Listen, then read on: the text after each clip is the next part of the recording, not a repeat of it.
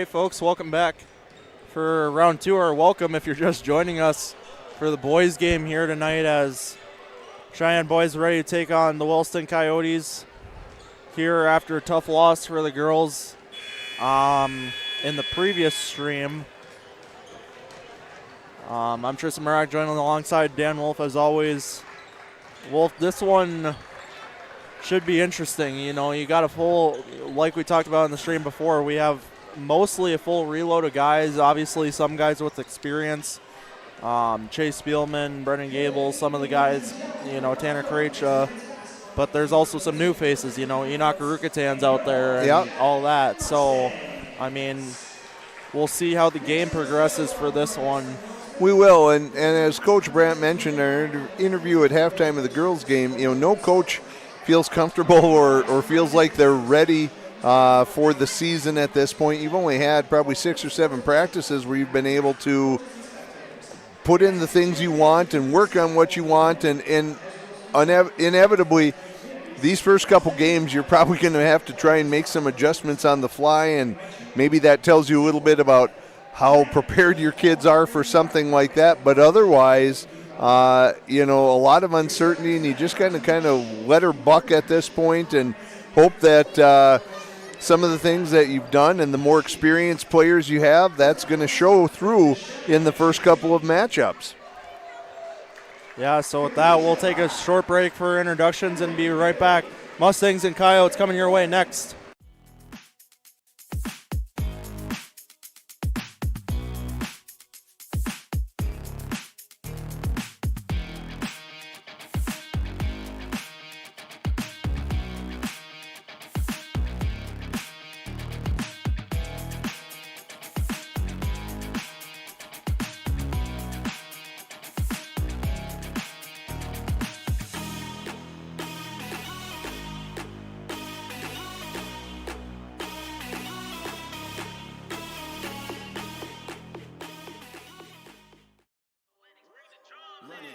Take no loss, I don't even know what it costs. I hit the ground, then I go off. Yeah, hit the ground, then I go off. Yeah, I can't take no loss. I don't even know what it costs. Yeah, I hit the ground, then I go off. Yeah, hit the ground, then I go off. Yeah, run it. Ooh, I really feel it's my time, think it's my year. Yeah, I really feel it's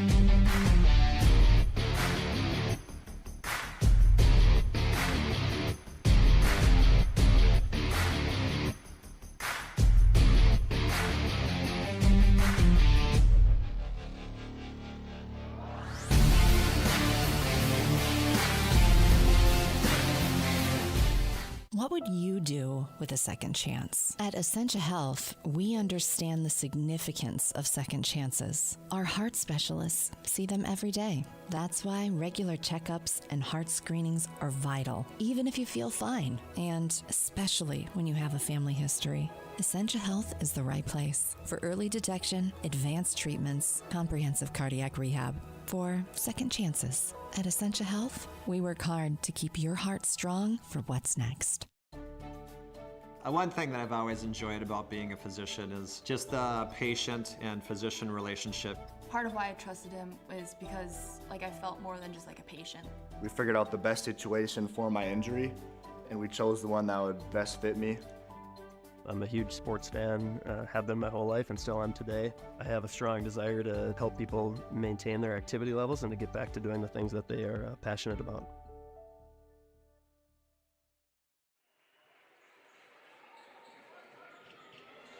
All right, folks, welcome back as we're just seconds away from tip-off here for the boys matchup tonight between the Williston Coyotes and the Cheyenne Mustangs.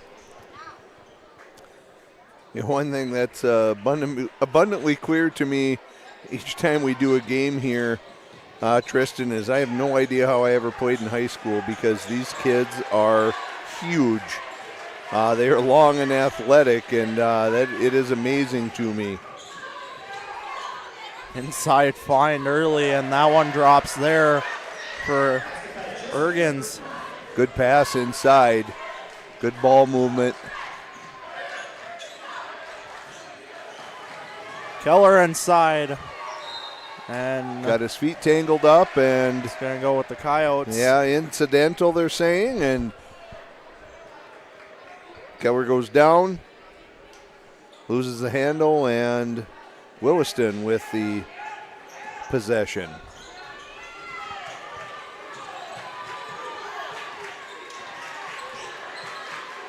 Rivlin from beyond the arc drains. As the Nice Coyotes 5-0. Nice screen and a little fade to the wing for Rivlin, and gets the good look.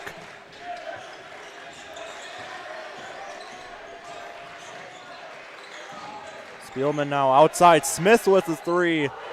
Drops. CJ Smith finding the range. Everyone can sit down now. Decent crowd here tonight. St. Charles finds Janot on the drive, passes out, 3-ball, just right. Collects the rebound. Rivlin on that one, as he can't hit the second one either.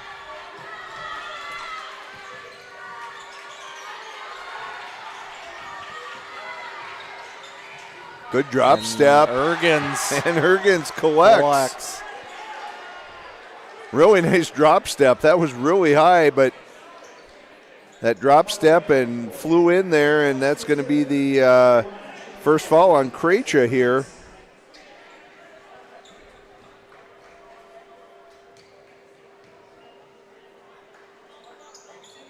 Ergens hits the three.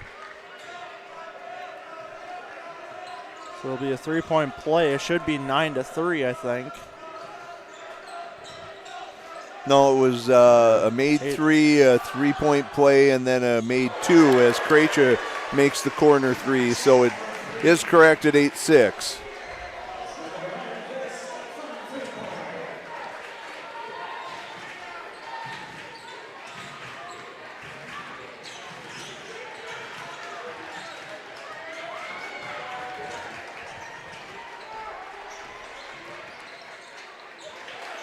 Tipped away. Little dribble handoff game there works against Williston. Spielman can hit. Oh, nice job by Krejcia. Second time around works better. Padding his stats.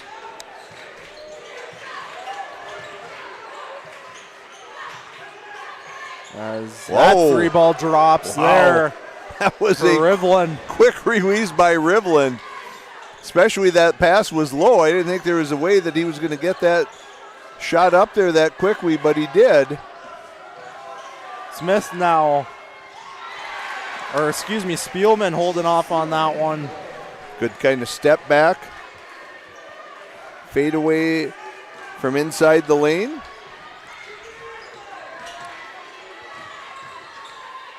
And Rivlin somehow gets that up. Ergens. That's the second time, and one opportunity. Second foul on Krejcia. So that's going to mean a quick trip to the bench for him, as Gable is going to be up and coming in.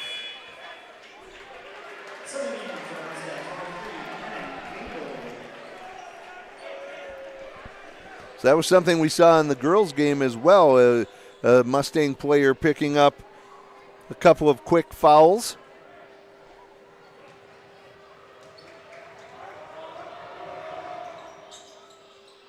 Ergens misses it.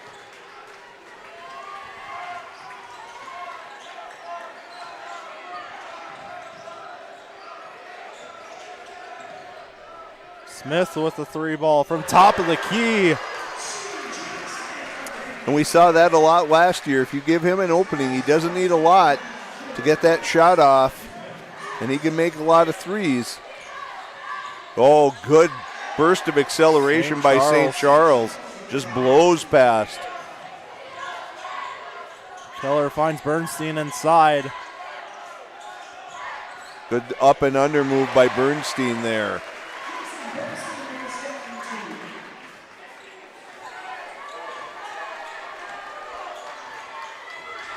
So quick pace here to start this one. from both squads. As Ergens loses this, we might see our first throwdown of the year, and yes, Kyson Keller throws that one down. The ref needs to get the net off the rim there. As Keller takes advantage, gets the fans on their off their seats and on the, there we go. Ergens helping out down there. And that's something you would expect for Cheyenne. 3 guys at 6'5" or more having that ability to rock the rim that way. Is another quick release from Riveland. Riveland almost taking that one away from Keller too. Smart. On the rebound. Smart by Keller to just slow that down.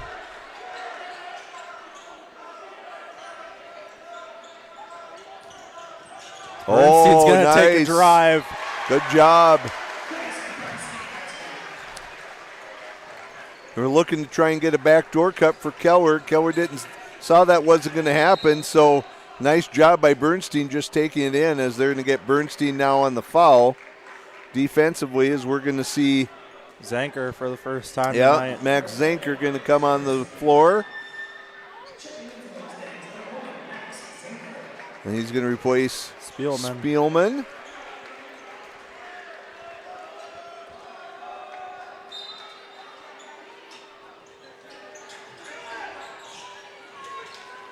Riveland with the 3.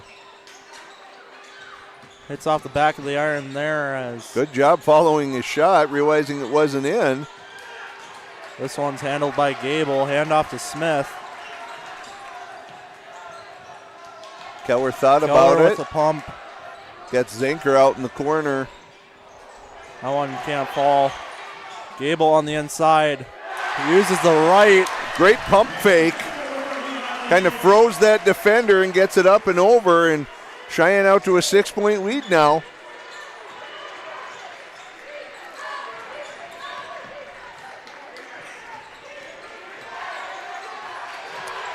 Zanker almost takes it away from Riveland. St. Charles working his way inside. Good job avoiding the traffic and just gliding through, and the reverse falls for St. Charles. 21-17 Mustang lead.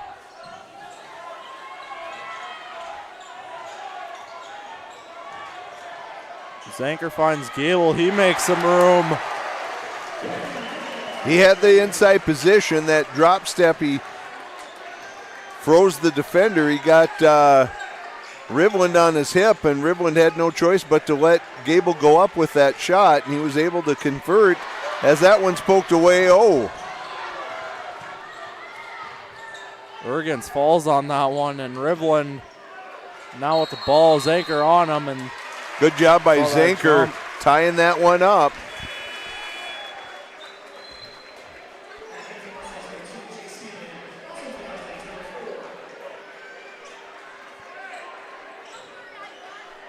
Bales coming in for the Mustangs.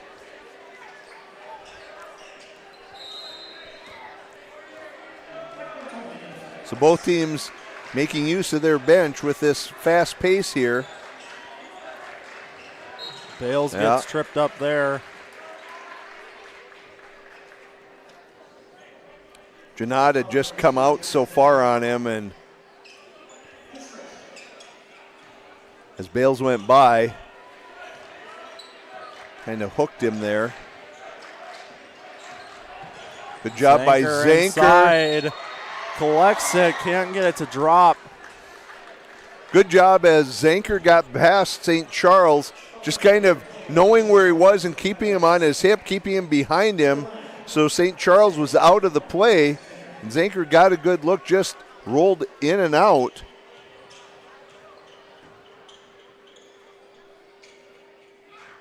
Zanker misses the first one. Have an opportunity at a second here.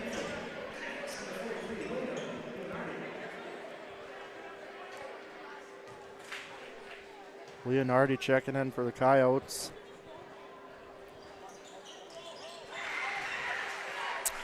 Interested in talking about Bismarck coming up tomorrow. Williston obviously has to see Bismarck twice a year, so they're used to the defensive pressure here that Cheyenne is looking to provide. And that's not new to them, so probably bothers them worse than maybe it might for some teams. Good job by Spielman in among the trees there, fighting for it. Got an offensive rebound.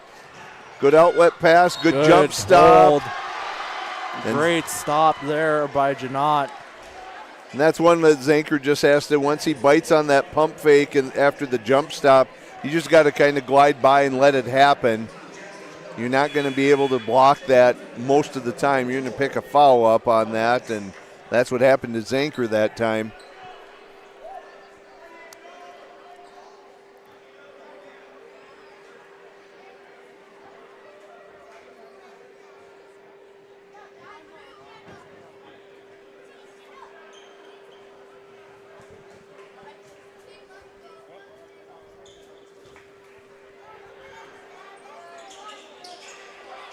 Leonhardi inside the paint there. Him and Gable, the only two with a little fluff on them, so that should be a good matchup inside the paint.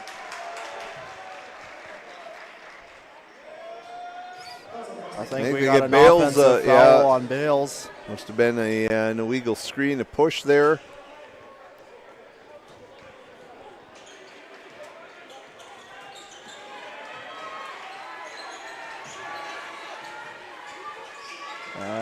That one doesn't quite drop there.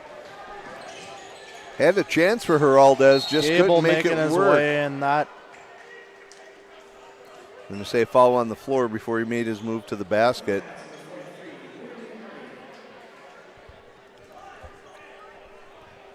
Leonardi picks up his first.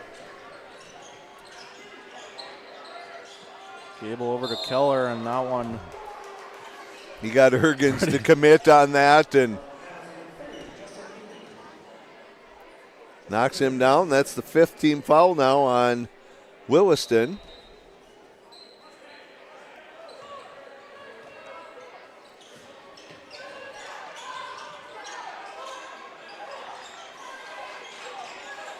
Spielman down low to Gable, trying to make room, and Spielman with a wide open 2 or 3 from the top of the key. So another 3-ball from the Mustangs, 27-19 lead.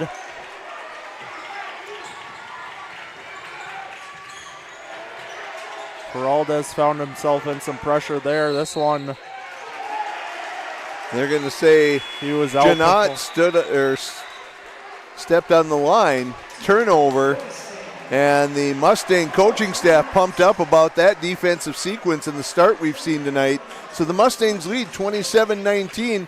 We'll step away and we'll be right back. So shoulder pain is one of the most common things I see. When Linda came in, she complained of pain in both her shoulders. You did all the work on the left one, and by the time I had the second one done, I could do anything I wanted to do. Shoulder replacement, the whole point of that is really to get rid of the pain and get you back to doing normal things again. You listened to what I wanted, and it worked out great. We were a good team. Yes, I think so.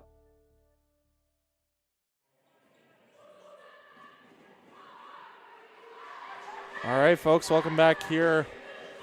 So we got 9:28 left to go in the first half. Mustangs lead at 27-19. Wolf kind of much quicker pace than the last game, I'll say that. Absolutely. Quicker pace. Cheyenne shooting it really well from the outside to start this. You know, that makes it easy to find yourself up by 8 points halfway through the first half. Cheyenne scoring it at a nice clip so far.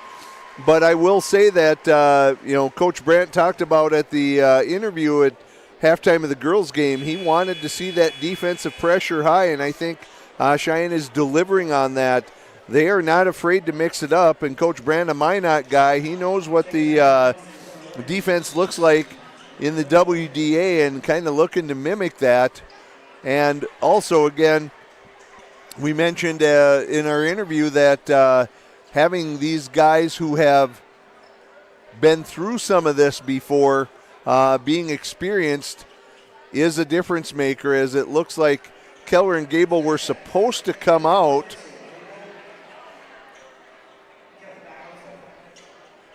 For Krejci and Bernstein, and I think they're saying there has to be a wait till a change, the next dead ball.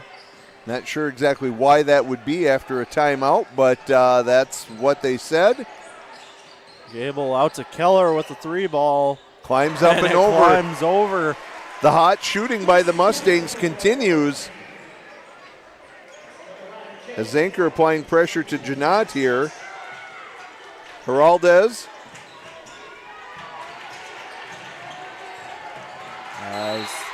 That one's gonna go out on Rivlin. Dribbled it off his ankle, and that's going to get St. Charles back up. And back into the game as the pressure from Zanker causing some frustration there for Janot.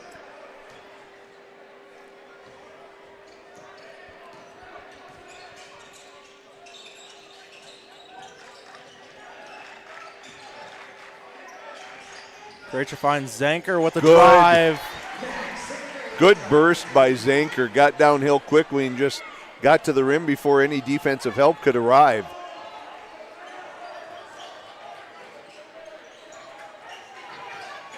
St. Charles calling for a screen. That's a 2 ball.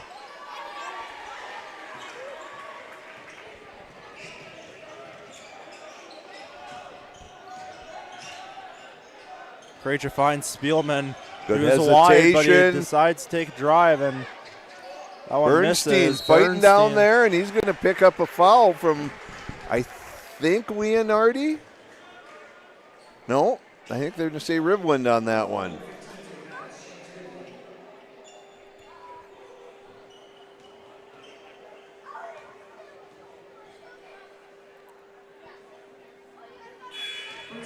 Bernstein misses his first. So Smith back in, and the first time we're going to see Jack Larson tonight.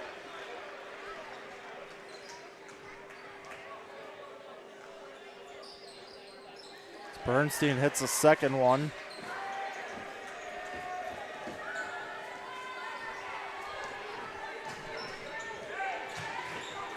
Halfway through the first. Good help by Bernstein coming over. St. Charles trying to save that. And it's a really nice job. Good recognition by Bernstein as Tolman drove. Bernstein got over there, and Tolman throws it out of the reach of St. Charles, and when St. Charles comes down, he is on the sideline. So I would think thus far, Coach Brandt should be really happy as there's a good kick out there, wide open look that doesn't fall for Spielman. And they're going to get a foul, and that's Krejci again, and that's going to get Keller off the bench. So Krejci had those first 5 points for Cheyenne, and then he's had 3 fouls since, and hasn't been much of a factor as he's questioning where the foul was.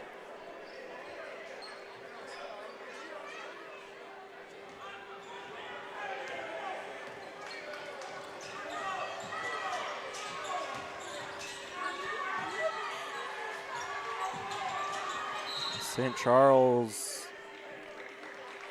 I think they're not quite say, sure what we got there. I think that was Smith. They're going to say on the ground.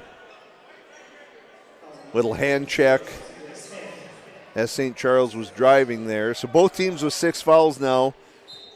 That'll put the other in the bonus on the next foul by either squad. As Rivlin, that quick release, and he gets that one to fall.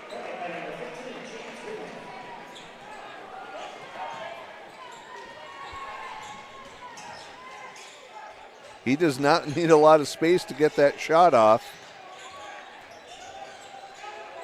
Crowded corner there for the Mustangs. Larson trying to make some room, finds Smith. As Keller's going to take a drive. That's a 3 ball. Good job by Bernstein. Smith now with the 3 attempt. That one just long. You know, Bernstein's not the biggest of guys. He's long, but he does a really good job on the glass. As we see Ergens there, can't connect. Ooh. Good effort to try and save that. He went down hard, but it'll be a Cheyenne ball. As we're seeing Cervantes in for the first time for the Coyotes.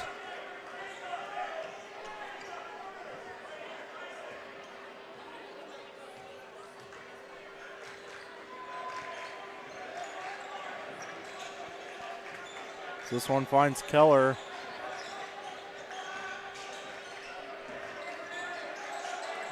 Larson over to Keller, takes a drive, and that's going to be that's a Rivlin. ground foul by Holy Rivlin, cow. I think. That was, maybe thought at first it was ball, but there was a lot of arm on that, and that's going to send Keller to the line for the bonus. Second on Rivlin. So Cheyenne cooled off a little bit from their hot shooting start, but still with an 11-point lead as Keller makes the front end. Gable's going to come on to replace Bernstein.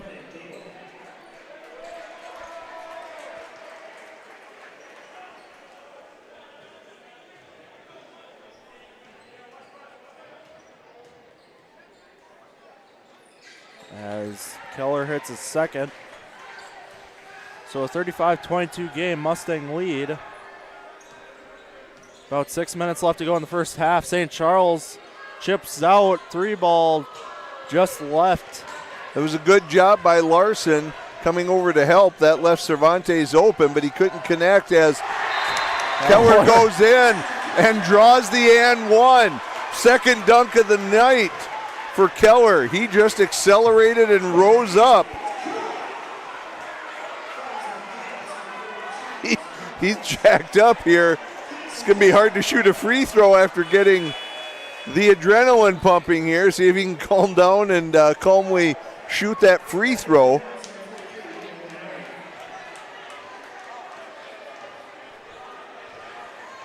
Great dunk by Keller, his second of the night. I think Gable's getting told he doesn't need to be pumping up the crowd there. And Keller knocks it down.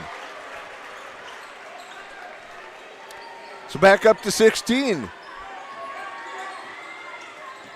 Oh, Larson applying pressure, and Cheyenne not letting up on the pressure with defense.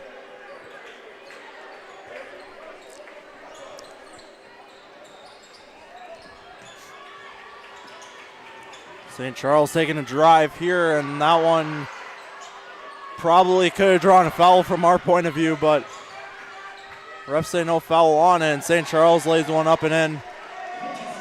He's dynamic. He's got a burst, that's for sure. As they get Larson in the corner. Keller with the 3-ball. Just long. Keller with another one. Drops it.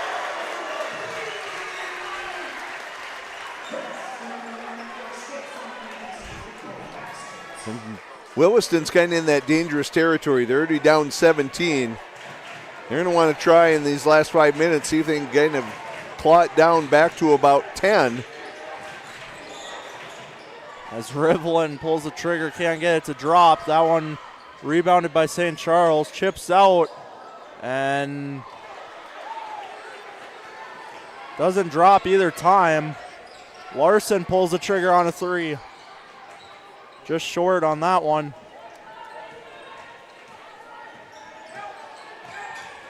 As Ergen slows pace a little bit here.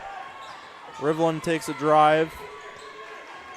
St. Charles is going to get inside and up and in. Ooh, that could have been a foul as Gable kind of slid in underneath him. No call on that, but good finish by St. Charles at the basket. Cheyenne slowing it down, looking to set up here as out to Larson with a 3. He can't connect. Little zone action coming from Williston. the last couple times down that Cheyenne set up an offense as Leonardi sets a high screen. Over to Rivlin And with again, a three. He has no fear, and he lets it go whenever he thinks he has the opening.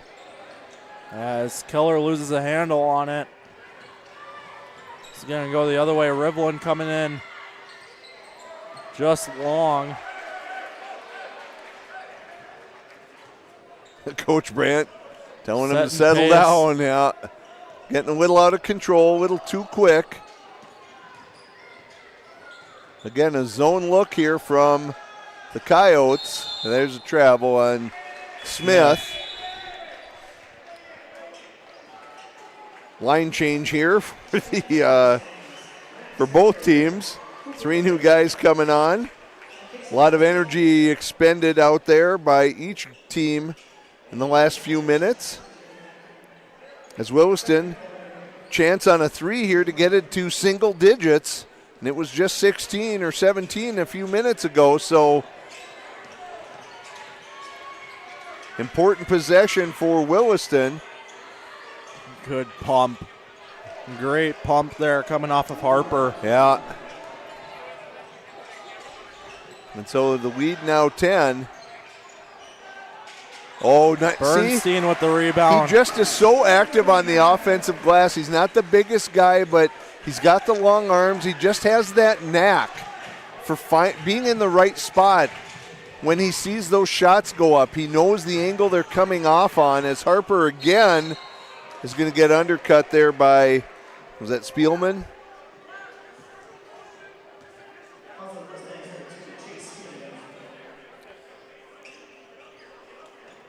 And that's his first, and that'll send Williston. It was a shooting foul anyway, but both teams in the bonus now. There should be 2, though, for Harper. Yeah.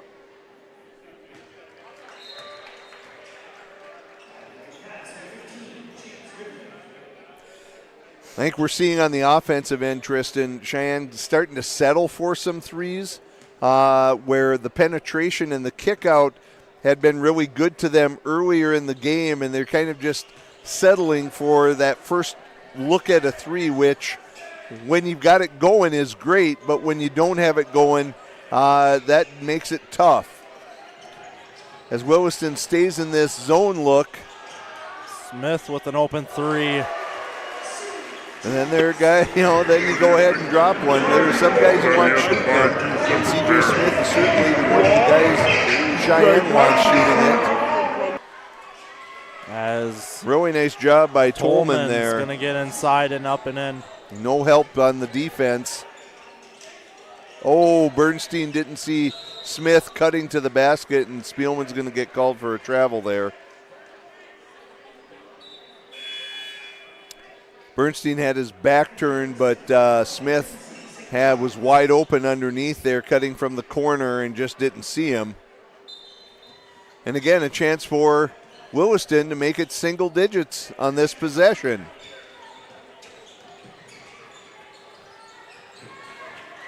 Bernstein gets a hand on it. St. Charles with the screen there. Rivlin in trouble. Gets it up, almost puts it in there just off the back iron. As Zanker almost tripped up there. Finds Bernstein outside, 3 ball. Can drop.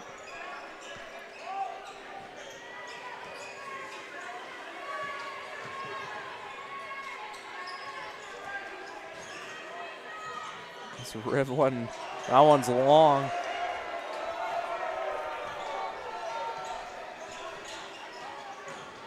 Zanker gets inside, can't pull the trigger on that one. Well, there was a foul there, but nothing called. Good rebound by Bales. Spielman gets up and over St. Charles there as he collects 2. So a minute left in the first half now.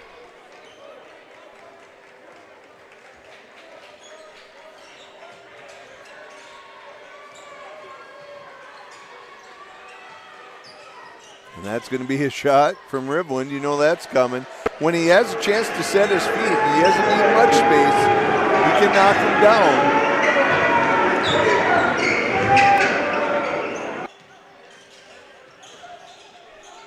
Out to Smith, wide open.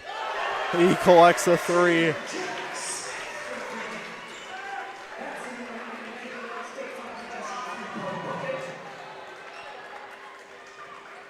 So about a second shot game clock difference with 20 seconds left. Great job taking it from Charles. Wow. St. Charles went after that. I thought they might call a foul on it, but ultimately they say it's a jump ball. Possession belongs to Williston with 14.8 and 13 on the shot clock. So they can take it down basically to the end.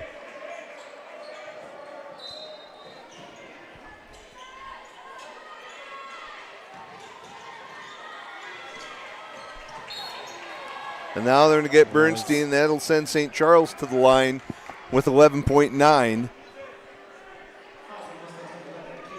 That's 2 on Bernstein. I think they're going to get him out, so there's no chance he picks up a third before in these last 12 seconds here.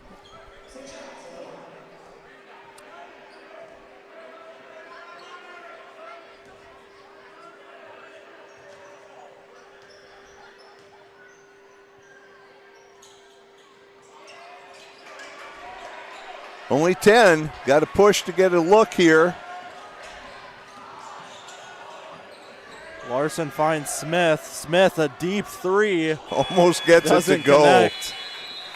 So 51-38 after the first half. Wolf, any quick comments? You hang half 100 on a team and you almost think, well, it must be defense optional out here tonight.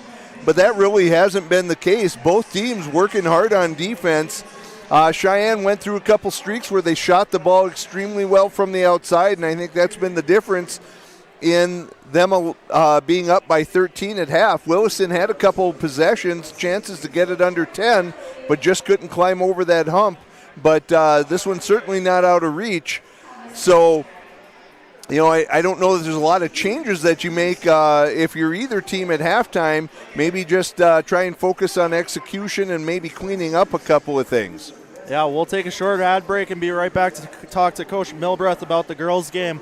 51-38, your halftime score. Cheyenne's up. So shoulder pain is one of the most common things I see. When Linda came in, she complained of pain in both her shoulders. You did all the work on the left one, and by the time I had the second one done, I could do anything I wanted to do. Shoulder replacement, the whole point of that is really to get rid of the pain and get you back to doing normal things again. You listened to what I wanted, and it worked out great. We were a good team. Yes, I think so.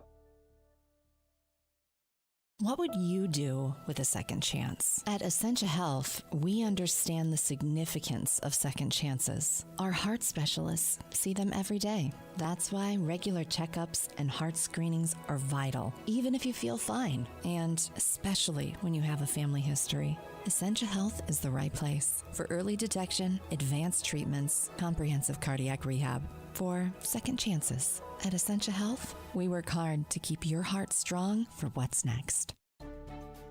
A few years ago, my hip was getting to the point where it was affecting my life. So then when I met you in the office, you listened to what I had to say. My goal is to teach patients about their diagnosis, explain the treatment options so that they can make the decision that is best for them, because we don't just treat what an x-ray tells us. Our goal is to get the best possible outcome for the patient. It's just a great feeling to know that you help that patient get back to doing the things they want to do. And now I have a new hip that feels fantastic.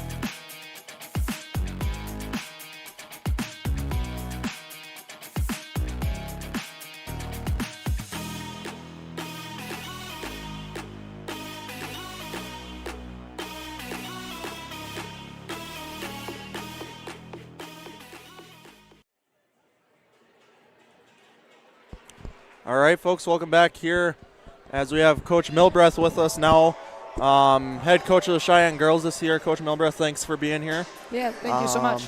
I'll let Dan kind of take this one over. It seems you guys had the questions prepped and ready, so. Well, we were just talking about, at halftime of the girls' game, Morgan, we were talking to Tim Brandt, and, one of the questions I had for him is there anything you wish you were further along with at this point? And he said yes, everything. He said there's not a single coach who would, after, essentially, 6-7 real practices after you do tryouts, who feels like they have everything where they want it. Now we're going to add into the fact that, it's your first year as head coach. Inevitably, you have things that are a little bit different that you wanted to do. If no one ever wanted to be a head coach, you'd never leave an assistant coach. So now you have the chance to run the things you want.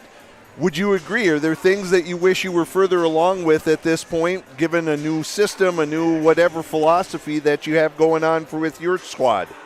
Absolutely. I can stand here and agree with Tim on that one, that there's probably not a coach in the state, no matter how many years they've been coaching, that they feel ready for the first game, just with the turnaround time being 9 days for most of us and some of those being tryouts, But yeah, having a new staff and myself, a new head coach, just learning the curves of the unexpected things that come with being a head coach. And that was something I asked Tim. I said, it's got to be a little bit comforting to know that you have guys, and inevitably there'll be some new faces that are playing and seeing some time, but guys who have been through the system that haven't had big changes. And he said, yeah, that certainly helps, but it probably didn't make him feel any more prepared for the season, like you were saying. And so I guess my second question would be, being with the program and being with Coach Wingenbach before, you probably thought, yeah, I know what this head coaching gig is all about.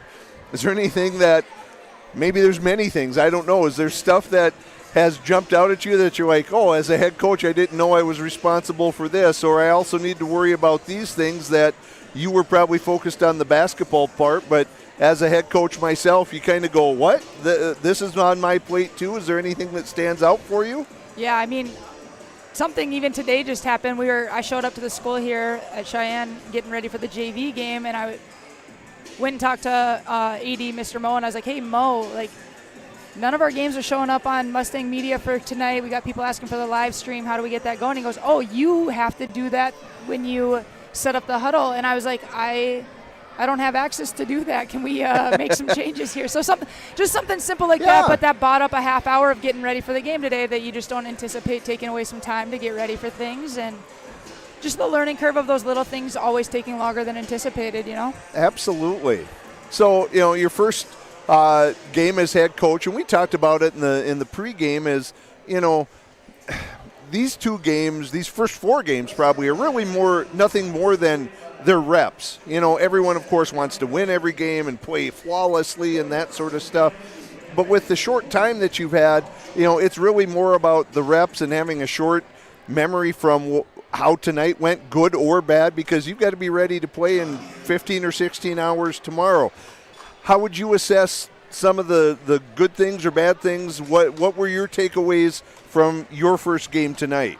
I think there's definitely a lot of positives that can be said about what's going on with our program. We're getting to the point that now that we had some actual competition, outside of practice reps, to see kind of where our flaws in our system are, or where our hang-ups are now live. Now we can tonight discuss those things and come back tomorrow with a fresh mindset and have a little bit clearer direction with the girls, a little more guidance that way as a coaching staff.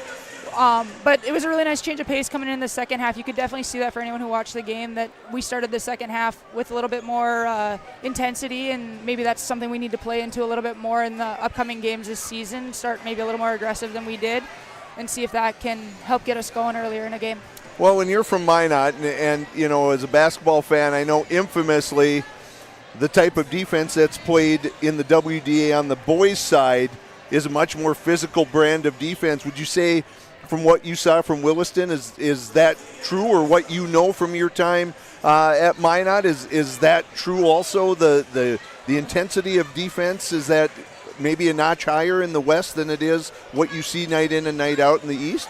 Yeah, I don't know if the intensity specifically is maybe the right word, but I think the ability to handle like aggressive contact would maybe be a better way to explain that. Which maybe relates back to intensity, but I feel like they're able to be in your space more and they can handle contact more in the paint. And that's something we'll definitely work on, building some strength with our girls in the paint a little bit, handling the ball a little bit better in the paint, being able to go up a little bit stronger into some of those contact situations where I feel like the West, being a player of it, there was no shame of being in the post. I mean, when I was in high school, I was a pretty small individual and I was playing against some pretty big girls in the paint because I was tall, and so I'm very familiar from being on the other side of things, and I think the East does a really good job. We just show it a lot differently, so it's a different type of intensity. Comes out different. It's more physicality in the West. Okay.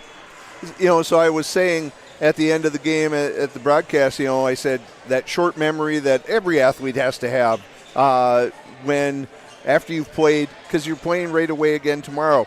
Is this something, obviously you're not going to look at any game film or anything with the kids. You kind of like, here's the plan for tomorrow, here's when to be here. Is it maybe after the weekend you kind of dissect some of this stuff, put in some things that you want to do, and then let next weekend happen, but really January 1st is kind of the date you're looking for, because that's really when the EDC schedule kicks off? Yeah, we play Horace on Tuesday. So we do have a that's right. We do have an early EDC game. So we'll definitely probably look at some stuff, whether that's tonight, early tomorrow morning, just to have a plan looking forward. I know Horace is playing Moorhead High right now. So we're just trying to do everything we can to make sure that the girls are successful, and having an extra coach on staff this year to help with that varsity assistant role is hopefully going to help with some of that, being able to tackle some of that scouting and those new undated head coaching tasks that inevitably take up some time we're never aware of.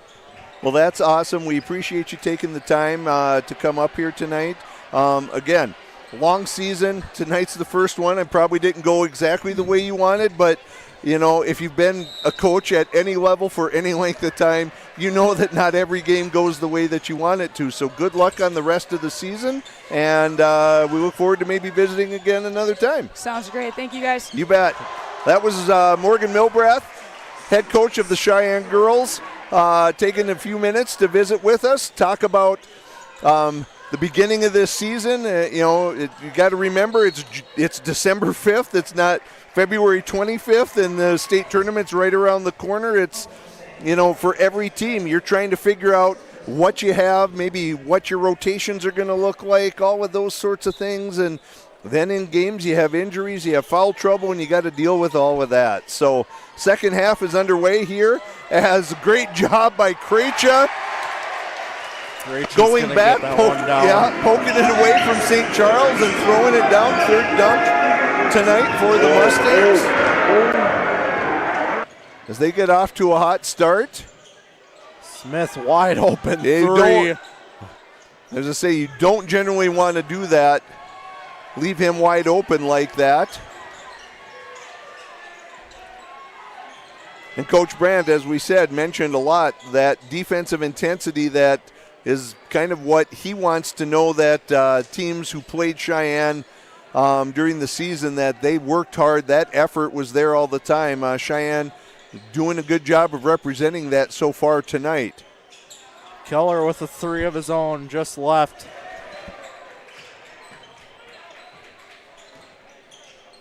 Spielman pitches out to Bernstein.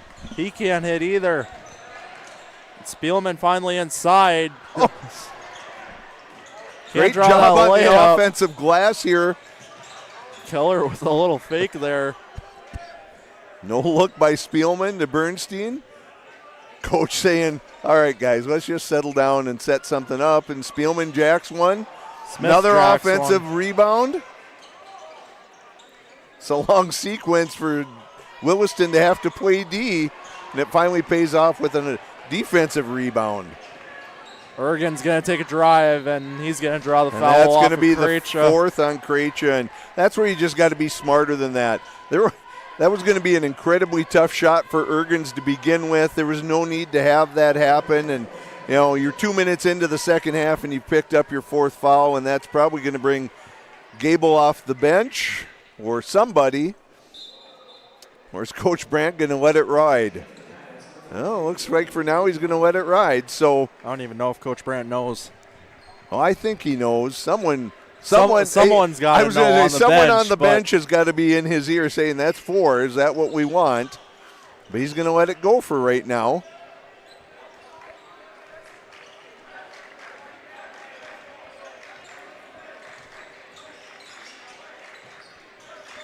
Smith inside to Bernstein. Couple of pumps there as Keller pulls in a 3. And Cheyenne has shot it pretty well tonight, especially from the 3. That's been a big reason why they find themselves up 20 here early in the second half. As Bernstein with the Good luck. strip there.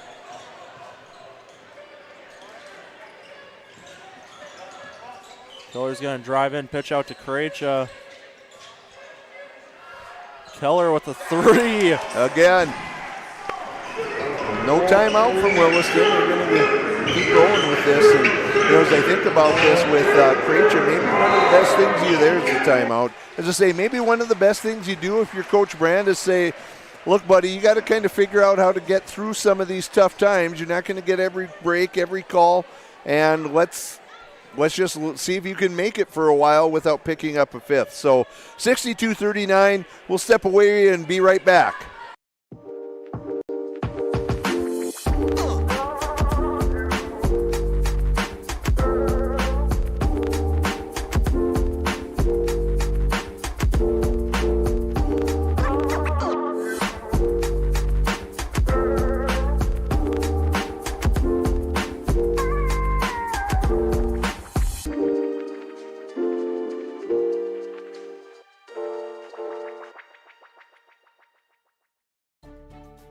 A few years ago, my hip was getting to the point where it was affecting my life. So then when I met you in the office, you listened to what I had to say. My goal is to teach patients about their diagnosis, explain the treatment options so that they can make the decision that is best for them, because we don't just treat what an x-ray tells us. Our goal is to get the best possible outcome for the patient. It's just a great feeling to know that you help that patient get back to doing the things they want to do. And now I have a new hip that feels fantastic. All right, folks, welcome back here as the Mustangs lead the Coyotes 62-39. I was going to rattle off some scores from around the league, but we'll wait till next time around, I think. So we're getting right back into action here. Good feed. St. Charles loses St. Charles loses the handle. I think that was tipped. Yeah, they're saying it went off Bernstein. Kind of looked from here like he just lost the handle, but maybe Bernstein got a paw in there.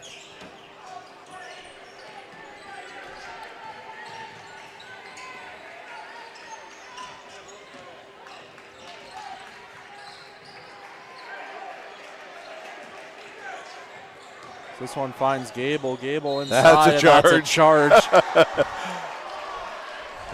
Gable has to remember he's a linebacker. He doesn't have quite the Euro step that some of the 6'5" guys do. Good effort. That's his first.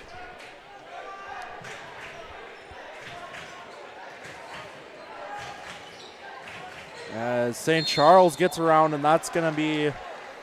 That's Spielman that picks that one up. Again, we've seen St. Charles do that quite a few times tonight. He's slick with the ball, and then when he hits the gas, man, he gets going, and that's when you need to have someone coming over, if at all possible, to try and give some defensive help, and no one there, and Spielman picks up his second. Already the 4th team foul on Cheyenne this half.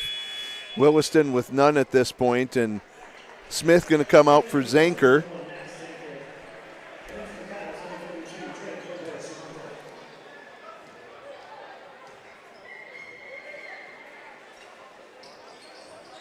So that one's left short there for St. Charles. 62-39.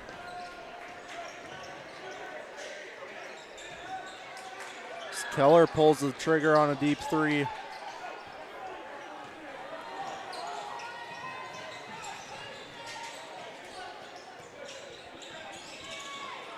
Kendor loses a handle, gets it inside somehow to Leonardi.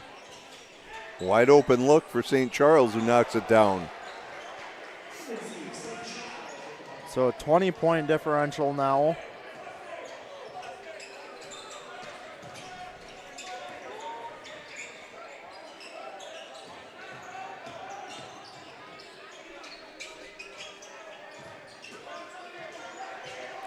Gable with the spin and then the great dish. Good job by Bernstein cutting to the basket. Gable just saw him coming, let him have it. Easy finish.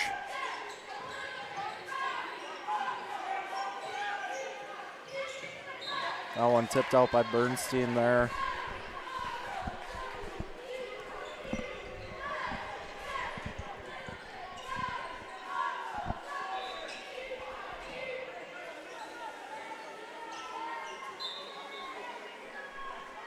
Bales coming in for Spielman.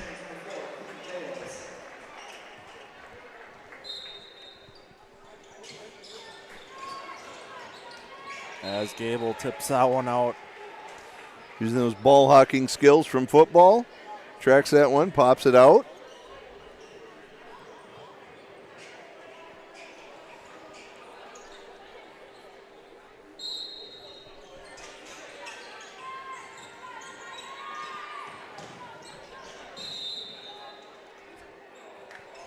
I'm going to say that was Bernstein again, who got to poke that one out of bounds.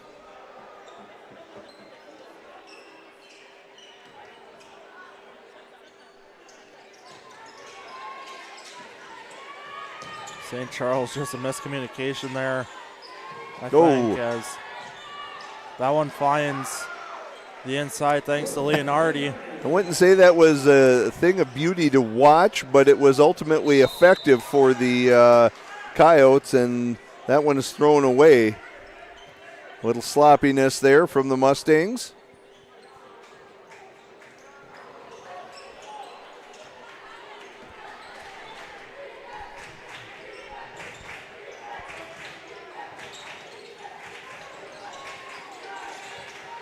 You know that one's getting shot.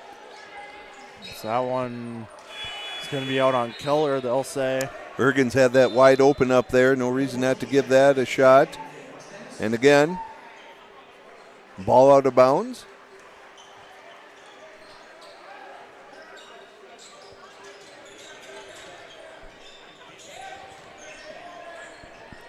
That was a really nice scoop by Ergens. And Gable kind of frustrated with himself, but that was actually really nice defense by Gable as well. Just great scoop. Yeah, sometimes that's how it works. As Keller sometimes somehow gets the jump. Keller's Okay, going to get travel on that. I don't know Brant that was. questioning it. Yeah, it looked clean to me. I thought maybe it was an and one situation, but they call the travel.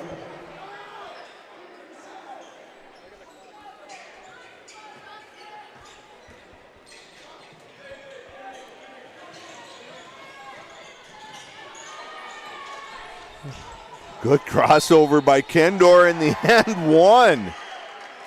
Wow, that was a good crossover. Quick, got downhill and got to the hoop.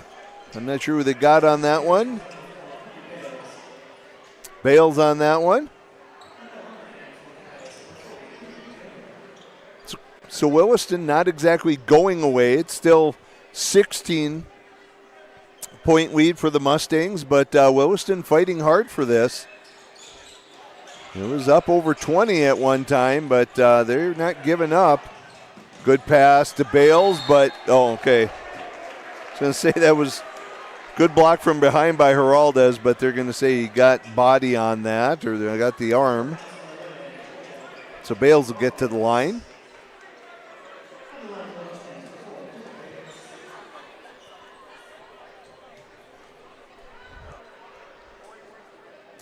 Both coaches tonight going pretty deep with the bench. I think Cheyenne's been about 9 deep, and to this point, Williston going 10 deep with the people playing. Krejcik coming in with the 4 fouls.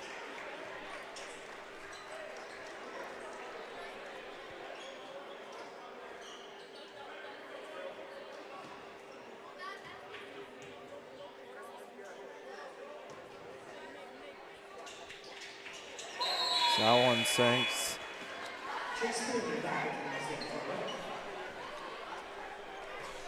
Spielman on for Bales.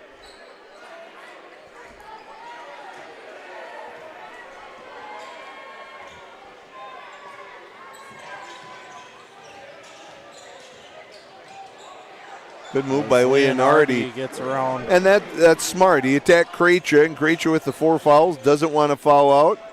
That was really nicely done by Spielman. He was looking at Keller the whole time, kind of giving that look like he was going to kick it out on the penetration, and then ultimately just turns and makes the mid-range from inside from about 6 feet. As Zenker picks up his second. 6-team foul already on Cheyenne. But as I was saying, Leonardi, smart to attack Krejci. Krejci doesn't want to pick up that 5th foul, so they're going to go after him, I would think.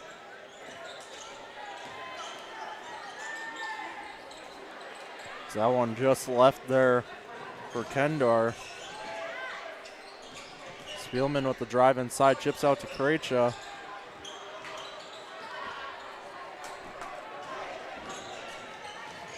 Kendor almost collects.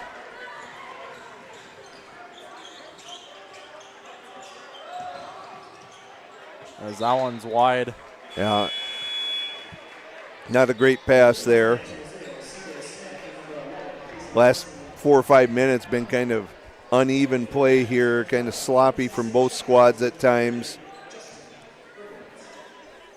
Lead hasn't really changed much either, just kind of rough at times.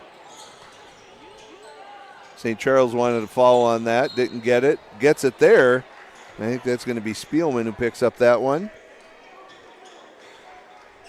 So 11:04 left to go as St. Charles goes to the line for 2.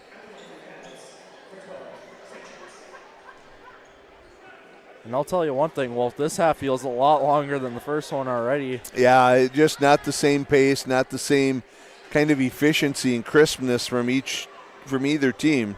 Updating some of those scores, Horace in the girls' side leads Moorhead 50-30 with 11 to go in the second half. Bismarck beat North 80-57. Jamestown beat Central 75-24. Smith connects on a 3, and then Mandan beat Red River 75-41. That was the girls' action tonight.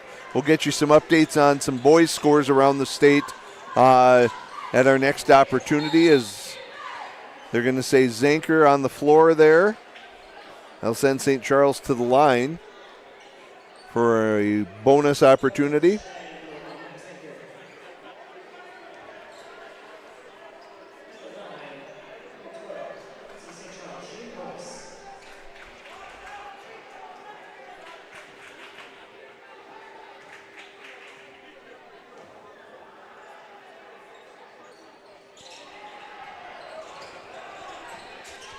Job by Zenker, but his attempt to save it throws it out of bounds on the other side of the court.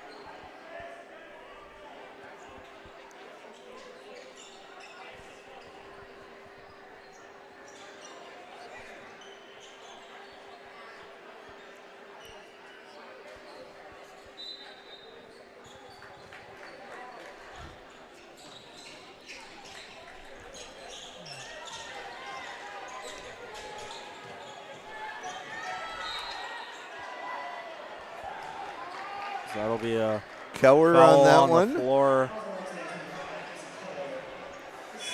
So that's 19 fouls on Cheyenne.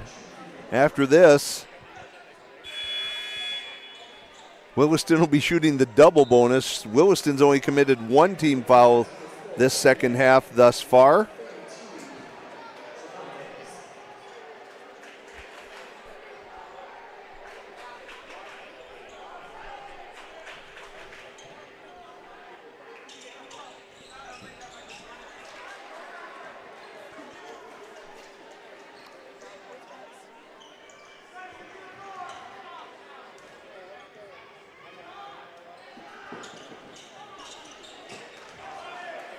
So 70-52 now. About 10 minutes left to go here.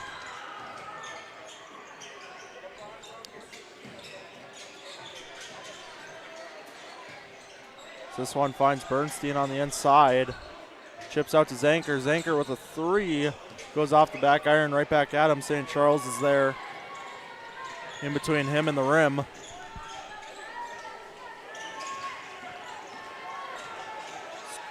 Tolman chips out to St. Charles, and he can't collect the 3.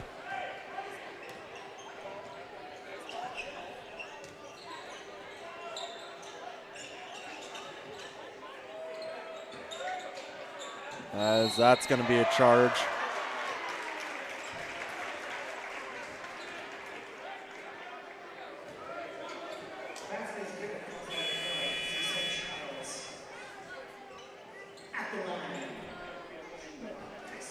Maybe not. It looked like St. Charles' feet were set there, but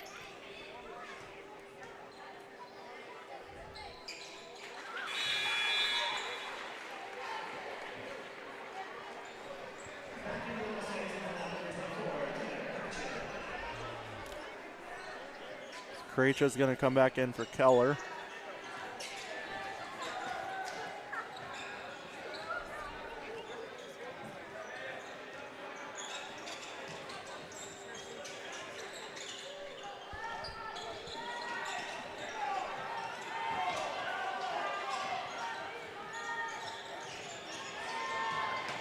Under 10 on the shot clock. Good defensive sequence. That was a travel. I think that's Cervantes on Yeah. that one. I think that internal clock, you knew it was winding down, trying to make something happen.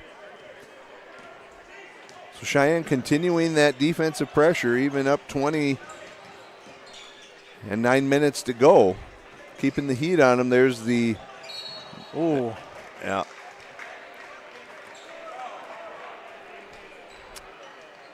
St. Charles came over and picked that one up.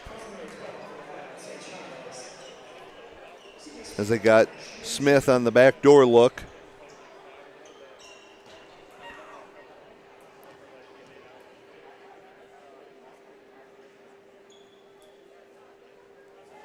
Smith hits its first.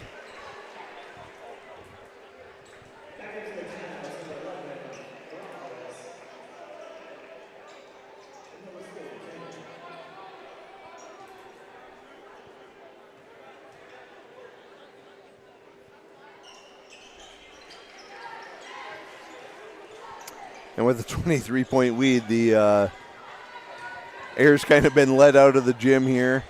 Not the excitement of the first half. Tolman looked to drive, couldn't convert. Cheyenne controls.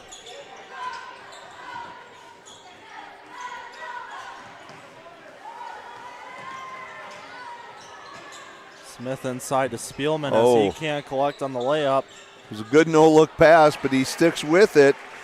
His own rebound, and then a little fade away from inside the lane.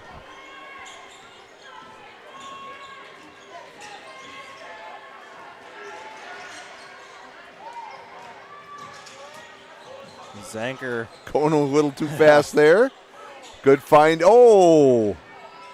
Bernstein with an open 3. I mean, that gets worked out dropped. for a 3, but I would think Coach Brandt would want Krejci to just go up strong with that one right at the rim like that, but good kick out, and it works out, and Williston's going to take a timeout, so we'll update you on some scores from around the state on the boys' side of things. So at halftime, Dickinson leads the Packers, West Fargo at West Fargo High 39-30. Horace, with 3 minutes left, leads Minot 83-75. Mandan up 23-17 with 8 minutes left in the first half against Red River. Up at Red River, Bismarck up 61-27 at Fargo North with 1 minute left in the first, so Bismarck looking like they're on the way to 100 points tonight. Central leads Jamestown at halftime, 33-25 up at Central. And then, of course, this game 80-52 with 8 to go here in the second half. Remember, tomorrow both the girls and the boys will be in action right here from Cheyenne against the Bismarck High Demons. There is no Mustang media stream, but the huddle camera will be operating. I know both coaches would love it if you could make it out in person, but if you are unable to do that, then you can check out the huddle stream.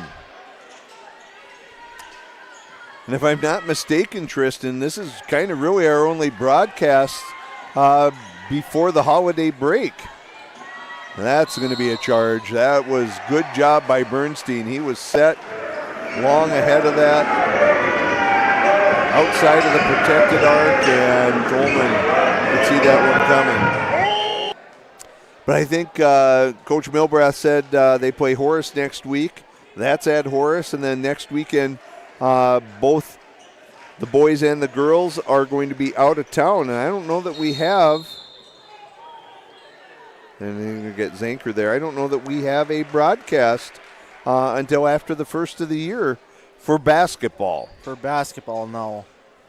Hockey, wrestling could be a very different story. I want to say hockey is definitely a different story. I know we have Tuesday, Thursday next week, as Tuesday is going to be the rivalry game against West Fargo, and then Thursday is against Devils Lake, which should be a decent matchup. I heard Devils Lake's pretty good this year.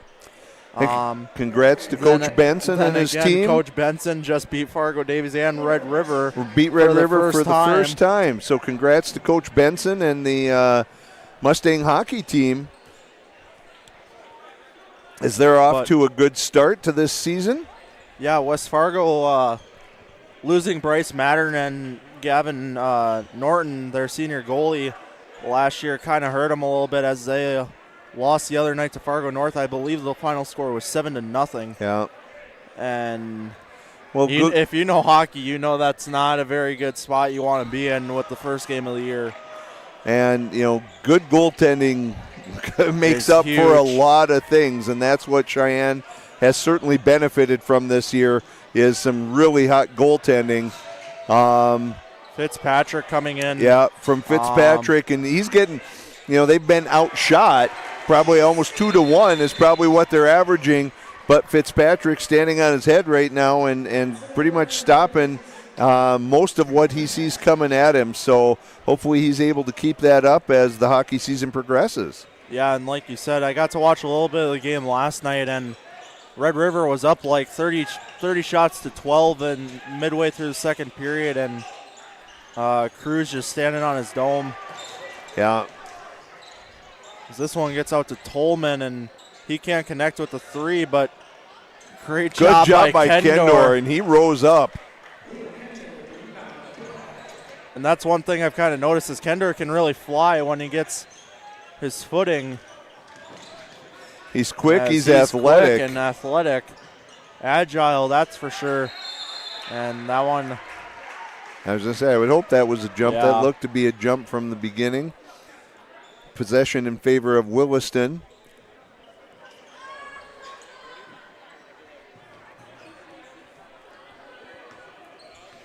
As the lead is 28 right now. Here's another thing on this, Wolf, and correct me if I'm wrong on this, but I don't think St. Charles has left the floor once tonight. Yeah, I don't know if he has.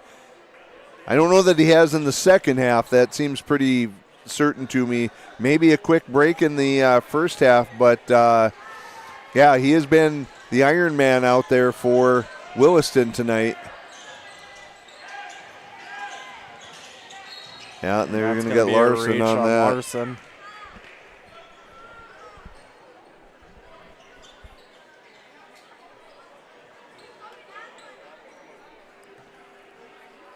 So clock ticking down towards 5:30 left to go here.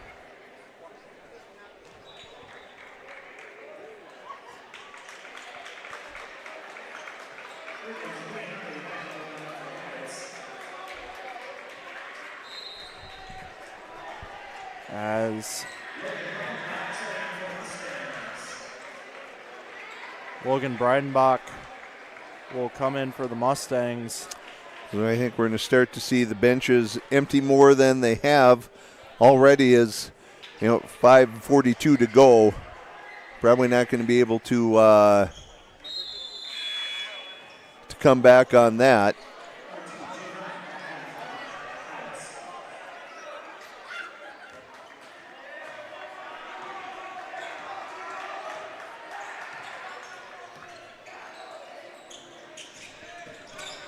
Larson drives, chips out to Krecha, gets across, and Breidenbach with a 3. Can't connect on that. As Bernstein fighting for it down low, and that'll be a Mustang possession off a jump ball, I think.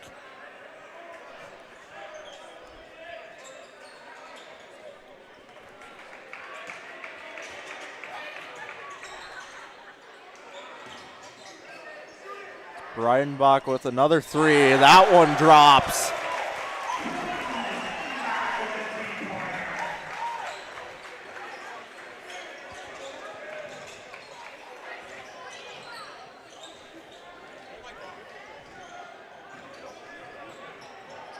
Breidenbach with another 3-pointer just off the back iron there. And Condor coming the other way. Or Kendor, excuse me.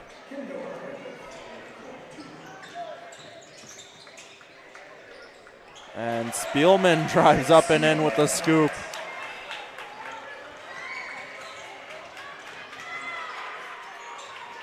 Kendor step back, that one's long. Larson loses a handle. Kendor to St. Charles. And that one possibly blocked by Bernstein. I couldn't really tell if he had a hand on it or not. It was Spielman from behind blocked that one. Spielman just with There's the floater. There's going to be a timeout from Coach Brandt, and they're going to empty the bench here. Get a bunch of guys in. Job well done by the Mustangs tonight with a 31-point lead and 3:53 to go. Of course, tomorrow going to be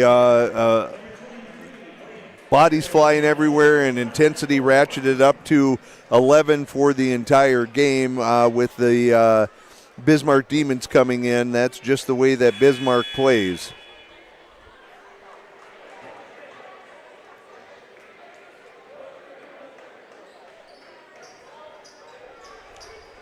So 3:53 left to go in the second half as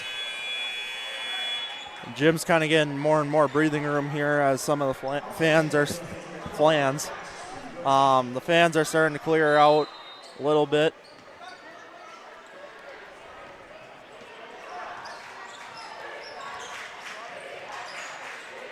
So some new Mustangs on the floor. We'll try and tell you who that is as it goes on. Unfortunately, it's going to be at times like this when they pick up a foul, as I think that one's going to go on Blake Fagerlund. Not that that's how we want to recognize them. Also on the floor right now is Christian Beal. We've got Breidenbach we've talked about.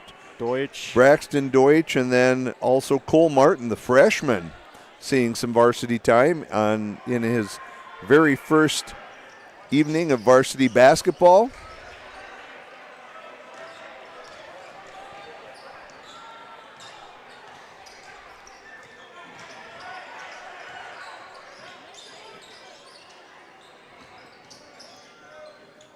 Deutsch down low to Breidenbach as really he nice gets the move. right hand over. Nice little baseline floater there. And even though these guys didn't start the game, the defensive pressure just as high with this group of Mustangs on the floor as it has been all night, as that one, I think, went off of Deutsch.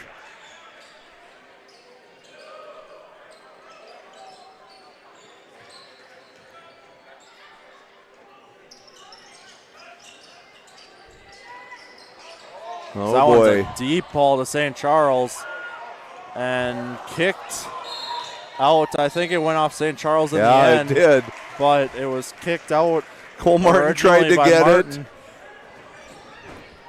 Went off St. Charles, then Martin couldn't scoop it up, and then off St. Charles again. So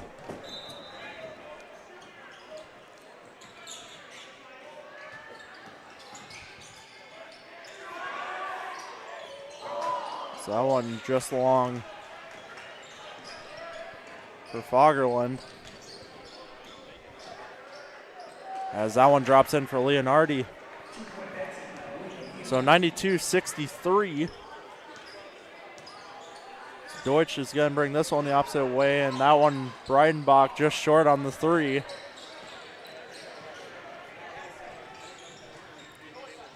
And that was really far behind. I was kind of shocked. Cervantes even got that one up. So that's a 3 coming off the hand of Cole Martin. Yeah, the freshman buries a 3 in his first game as the bench celebrates.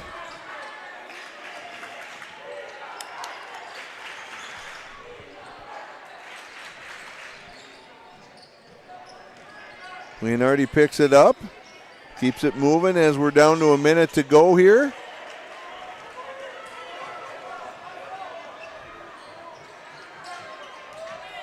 Breidenbach takes a step back 3, just long.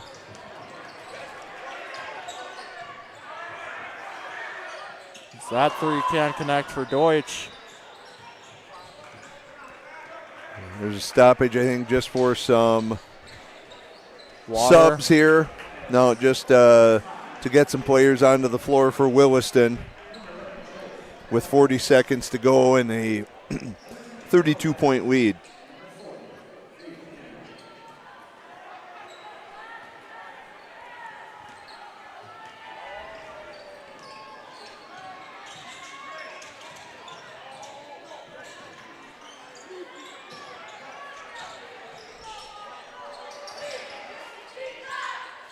So that's just long there for Heraldez.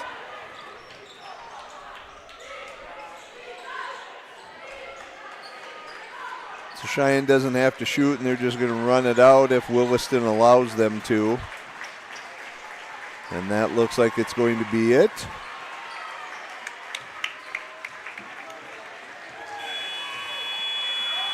So 95-63 is the final score. Wolf, comments? Well, a really good effort. Coach Brandt mentioned earlier tonight, effort was going to be a key. That's something he wanted any team that played Cheyenne throughout the year to say about their squad, that they give maximum effort, and we saw that tonight. Played really good defense. And at the beginning of the night, we talked, though, about Tristan, and not to take anything away from anything Cheyenne did or Williston did for the girls' game, but you don't know this team probably real well. So, should this be what we expect from this game for Cheyenne? Is this a really good result for Cheyenne? It's really hard to know. I think tomorrow's going to tell a lot more about both of the girls' teams and the boys' teams playing against Bismarck, kind of more known quantities. And certainly with the boys' team, they're going to have to be ready to go tomorrow because Bismarck plays very intense, very aggressive defense the entire game. They'll go 10 or 12 deep in their bench. That much we know. So you go home.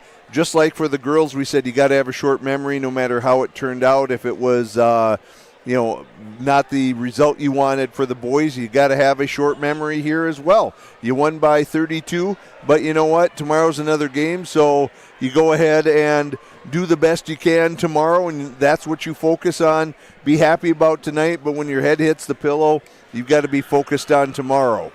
Most definitely. So with that, 95-63 is final score tonight. Once again, the boys and girls play here tomorrow, both against BHS. I want to say, don't count me on this, but I want to say the girls start at 12:30 and the boys are to follow. At 2 o'clock, I think, is what they're scheduled. 2 o'clock or so. And remember, that won't be streamed. It'll be on Huddle, but you can always go to Mustang Media, and this is where you come in, Tristan. Like, subscribe, click on things. What should people do so they know when we go live, and whether it's basketball, wrestling, hockey, anything, what is it that they should do? Just look at the pages. I think subscribe to the YouTube, turn on notifications, all of that. You don't have to if you don't want to. We're not big requests of that per se. If you're a Mustang fan, we do suggest it. That is very loud music, Wolf. But yeah, other than that, Williston looks like they're heading home apparently. I thought they would have been in town tomorrow night, but it's not looking that way.